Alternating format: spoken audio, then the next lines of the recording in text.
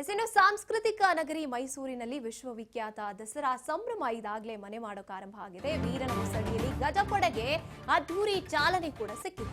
ಸಾಂಸ್ಕೃತಿಕ ನಗರಿಯಲ್ಲಿ ವಿಶ್ವವಿಖ್ಯಾತ ದಸರಾ ಸಂಭ್ರಮ ಮನೆ ಮಾಡಿದೆ.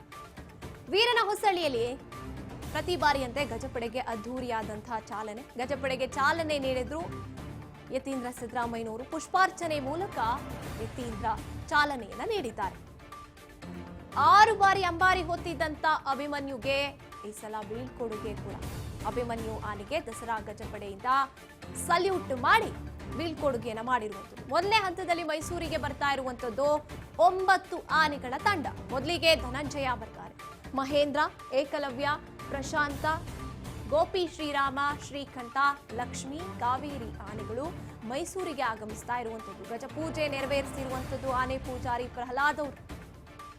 ಈಗ ಗಜಪಡೆಗೆ 21 ಬಗೆಯ ತಿಂಡಿ ತಿನಿಸುಗಳನ್ನ ಕೂಡ ಸಿಬ್ಬಂದಿ ತಿನ್ನಿಸಿದ್ದಾರೆ. ಡೊಳ್ಳು, ವೀರಗಾಸೆ, ಕಂಸಾಳೆ ಸೇರಿ ಕಲಾ ತಂಡಗಳು ಕೂಡ ಸಾಥ್ ನೀಡಿರುವಂಥದ್ದು. ಅದ್ಧೂರಿಯಾಗಿ ಮೈಸೂರಿಗೆ ಹೊರಟು ತಯಾರಾಗಿರುವಂತಹ ಗಜಪಡೆಗೆ ಸ್ವಾಗತವೂ ಕಾದಿರುತ್ತೆ ಮೈಸೂರಿನಲ್ಲಿ. ಅದೇ ರೀತಿಯಲ್ಲಿ ವೀರನ ಹೊಸಳ್ಳಿಯಲ್ಲಿ ಅದ್ಧೂರಿಯಾದಂತಹ ಚಾಲನೆಯನ್ನು ಕೂಡ ಗಜಪಡೆಗೆ ನೀಡಿರುವಂಥದ್ದು. ಇನ್ನು ಅಭಿಮನ್ಯು 6 ಬಾರಿ 25 ವರ್ಷಗಳಿಂದ ನೋಡ್ತಾ ಹೋದಾಗ ಅರ್ಜುನನ ನಂತರ ಅಂತ ಬಂದಾಗ 6 ಬಾರಿ ಅಂಬಾರಿಯನ್ನ ಹೊತ್ತು ಈಗ ಬೀಳ್ಕೊಡುಗೆಯನ್ನ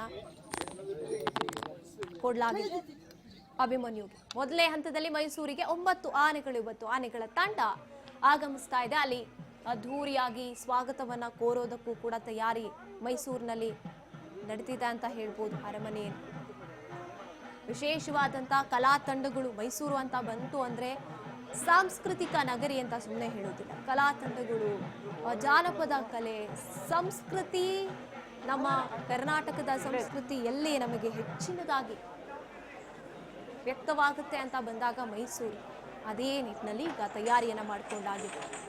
ವಿಶೇಷವಾಗಿ ಸಾಥ್ ನೀಡ್ತಾ ಇರುವಂಥದ್ದು ಕಲಾ ತಂಡಗಳು.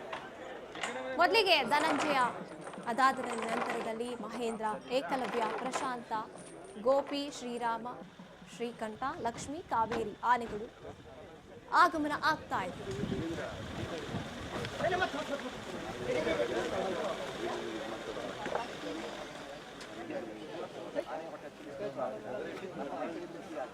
ಹಾಗೆ ನಾನಾ ಥರದ ಪೂಜೆ ಮಾಡಿ ಆನೆಗಳಿಗೆ